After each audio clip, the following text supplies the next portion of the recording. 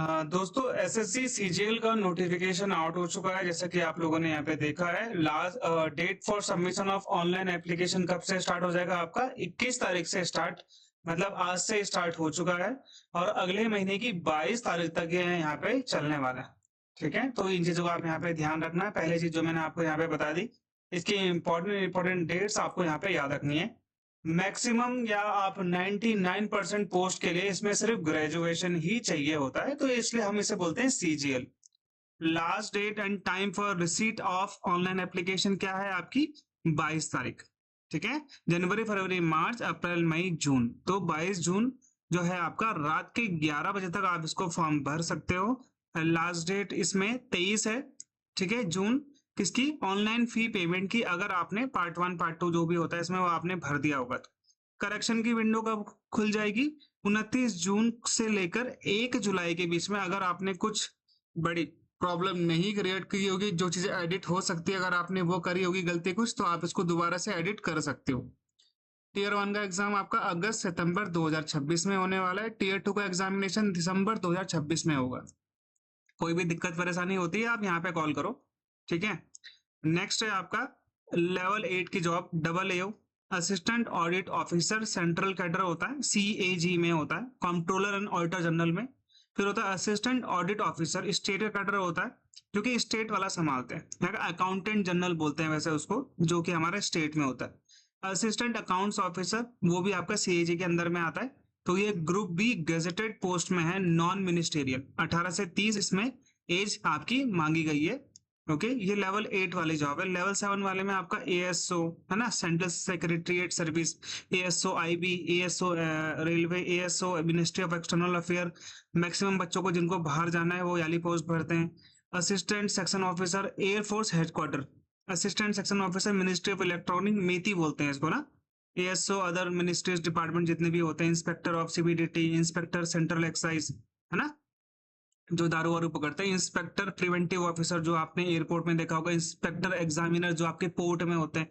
Assistant enforcement officer, ये होता है एनफोर्समेंट डिपार्टमेंट। ठीक है, ईडी में बोलते हैं इसको। सब इंस्पेक्टर आपका सीबीआई में। इंस्पेक्टर पोस्ट आपकी डिपार्टमेंट ऑफ पोस्ट में। इंस्पेक्टर आपका सीबीएन जिसको हम बोलते हैं, सेंट्रल ब्यूरो ऑफ नार्कोटिक, ये अलग है। ठीक है, नार्कोटिक क्राइम ब्रांच अलग होता है, ये अलग है। इसमें 18 से 30 मांगी भी है। अब पे लेवल 6 वाली जॉब कौन सी है? Assistant section officer other ministry department, ये भी अलग होता है। Executive assistant CBIC, research assistant NHRC, divisional accountant CAG, sub inspector NIA, sub inspector MH narcotic में आपको बताया था एनसीबी। ठीक है, junior statistical officer, statistics and programme implementation ministry होती है।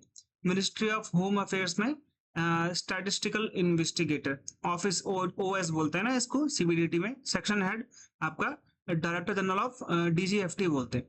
ठीक है, ये आपका 18 से 30 मांगी हुई है। पे लेवल 5 में आपका ऑडिटर, आगे सारे के सारे ऑडिटर, अकाउंटेंट अकाउंटेंट अकाउंटेंट। ठीक है, पे लेवल 4 में आपके पोस्टल असिस्टेंट, जो कि आपका जब डाक आता है तो उसको इधर से उधर करने वाले जो होते हैं, मतलब कि सॉर्ट करने वाले कि ये यहाँ जाएगा वो वहां जाएगा, ऐसे ऐसे जो हमारी जो ऐसे जो सेक्शन ऑफिसर होते हैं उनको असिस्ट करते हैं, इनको हम यूडीसी भी बोलते हैं। ठीक है, ये भी वही है। एमईएस में सीनियर एडमिनिस्ट्रेटिव असिस्टेंट, यानी कि क्लर्क के ऊपर यूडीसी होता है। सीबीडीटी में टैक्स असिस्टेंट, सीबीआईसी में टैक्स असिस्टेंट। सब इंस्पेक्टर कहाँ पे हो गया आपका? Narcotic, central bureau of narcotic, ये पे लेवल 4 में आता है। यहाँ पे सब इंस्पेक्टर 18 से 27 इसमें एज मांगी गई है।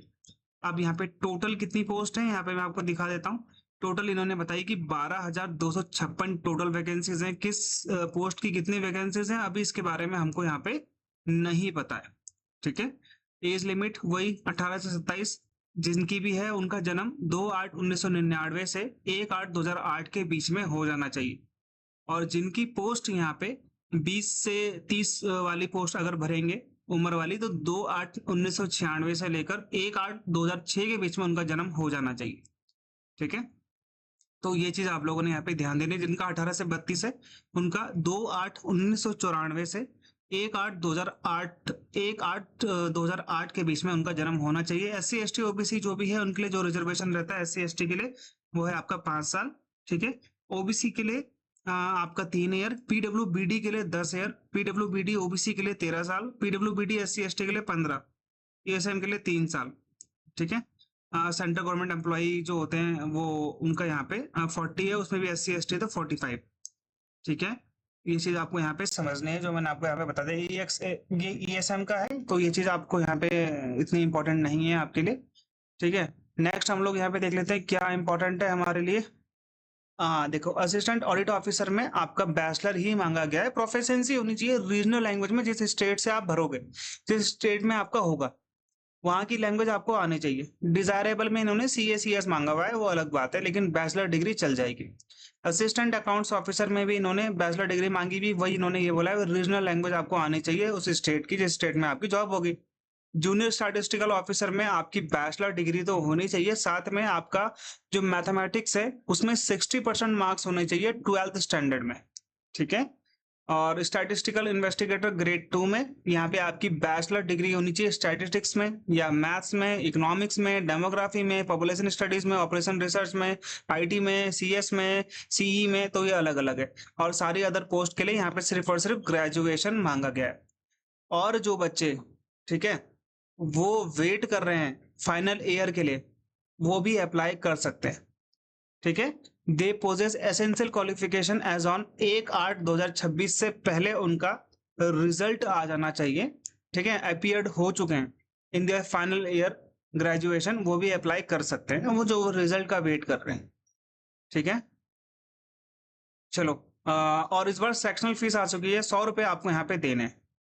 ठीक है, ये चीज आपको यहाँ पे ध्यान देनी है कि आपका यहाँ पे 100 होगा। अब टायर 1 जो है आपका GK जो होता है यहाँ पे आपका क्वांट्स, इंग्लिश और GI, जिसे हम बोलते हैं रीजनिंग, वही है। 25-25 100 क्वेश्चन है, 2-2 मार्क्स के हैं। 1 घंटे का आपको टाइम मिलेगा, और इन्होंने इस बार यहाँ पे सेक्शनल टाइमिंग कर दी है। समझ में आ गया? हर एक के लिए आपको 15 मिनट दिए जाएंगे। हर एक के लिए आपको 15 मिनट दिए जाएंगे। 15 मिनट के बाद ऑटोमेटिकली वो सेक्शन हट जाएगा। समझ में आ गया? इंग्लिश हिंदी में आपका आएगा, नेगेटिव मार्किंग वही है ना, 0.50 जो पहले थी। ओके, टायर 2 आपको पता ही है। ओके, टायर 2 में आपका वही, सेक्शन 1 में मैथमेटिक्स और रीजनिंग। ठीक है, सेक्शन 2 में आपका इंग्लिश और GK दोबारा से वही है। सेक्शन 3 आपका कंप्यूटर नॉलेज वाला 20 क्वेश्चन के साथ में 60 नंबर का, हर क्वेश्चन 3 नंबर का है, और ये आपका क्वालिफाइंग होता है। और डेटा एंट्री टेस्ट जिसको भी होता है। पेपर 2 स्टैटिस्टिक्स का, जिनका जो स्टैटिस्टिकल वाला भरेंगे, और ये जनरल फाइनेंस जो स्टडीज वाला होगा, ये जिनका AA वालों का होगा। ठीक है, समझ में आ गया? पेपर 1 कंपलसरी है सभी के लिए, पेपर 2 सिर्फ वही देंगे, ठीक है, जिनका जूनियर स्टैटिस्टिकल ऑफिसर है। ये मैंने आपको यहाँ बताया था ना। ठीक है, पेपर 2। ओके, तो ये चीज आपको यहाँ पे ध्यान देना है। और paper 3 will only for those candidate जिनका असिस्टेंट ऑडिट ऑफिसर है। ओके, तो पेपर 1 मैंने आपको ये बता दिया, सेक्शन 1 मैथमेटिक्स और रीजनिंग, सेक्शन 2 आपका इंग्लिश और GK, सब एक ही दिन में होगा। डेटा एंट्री भाई, जिनके में डेटा एंट्री बोली गई है उनका डेटा एंट्री यहाँ पे होगा। ठीक है, section 1 paper 1 will be conducted in 2 session, session 1 and session 2, मतलब ये मेंस का है। ठीक है, तो इतना आपको यहाँ पे डरने की जरूरत है नहीं, प्रीलिम्स का आपको यहाँ पे सोचना है। ठीक है, ओके, तो सेक्शनल टाइमिंग हो चुकी है भाई, इस चीज का आप लोगों ने यहाँ पे ध्यान देना है। और डेस्ट, ये जो होता है ना आपका डेस्ट टेस्ट, वो सभी के लिए कंपलसरी है। ये जो आपने देखा है डेटा एंट्री स्पीड टेस्ट, ये सबको निकालनी है भाई।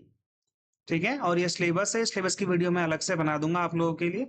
ठीक है, और आपको एडवांस मैथ्स पढ़नी पड़ेगी इसमें, मैथ्स में मेंस के लिए। समझ में आ गया? तो ये आपके लिए इंपॉर्टेंट है। चलो, तो ये थी वीडियो, और डिटेल वीडियो मैं दोबारा से बनाऊंगा सिलेबस की। मिलते हैं हमारे नेक्स्ट वीडियो में, तब तक गुड बाय, जय हिंद।